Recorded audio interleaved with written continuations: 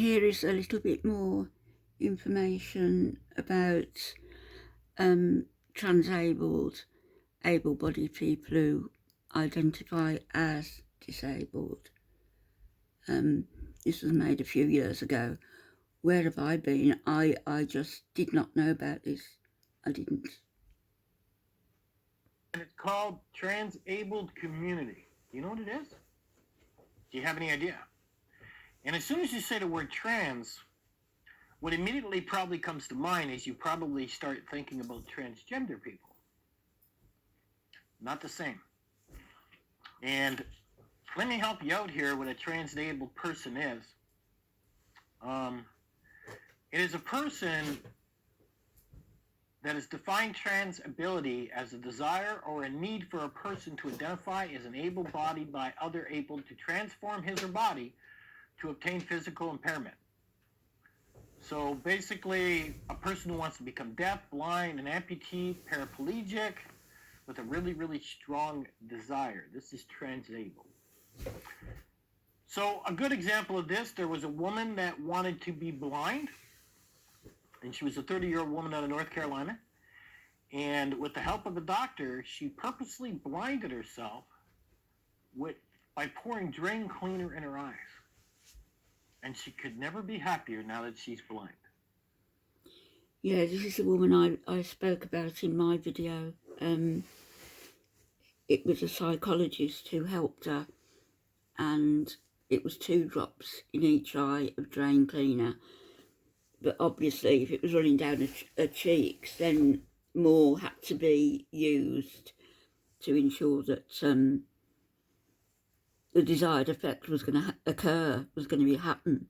And that's why I'm saying mental health professionals don't take the Hippocrates oath the same as doctors do. But surely, first, they should do no harm either. It's just semantics, in my opinion, that psychologists don't take that same oath. I'm wondering if they actually receive a disability check now. Never thought about that. That I would like to know more about. There was another guy, and he cut off his right arm with a very sharp power tool. The man's now called himself One Hand Jason, and he let everybody believe it was an accident, but he truly wanted his arm cut off. Another woman wants to have her legs removed. Apparently it's something like $25,000. She doesn't have the money. She goes in downhill skis as fast as she can, hoping she can create an accident to lose her legs. Yeah, that's the woman I was talking about. She apparently even thinks about driving into another vehicle, which could be you, and maybe that would help her lose her legs. It's kind of scary. Yeah. So, what do you think about that? I mean, some people might think, well, they're doing this for attention. Heck of a way to get attention. Once you blind yourself, you're not going back. Is it to receive a disability check or some form of check so they don't have to work? Is it a way just to be lazy? This is the crazy thing about it. We have to ask ourselves a question. If we are willing to accept transgenderism, should we not accept transable? So, for example, if we accept people who have gender identity disorder, then we must also accept people with body integrity identity disorder, referred to as BIID, shouldn't we?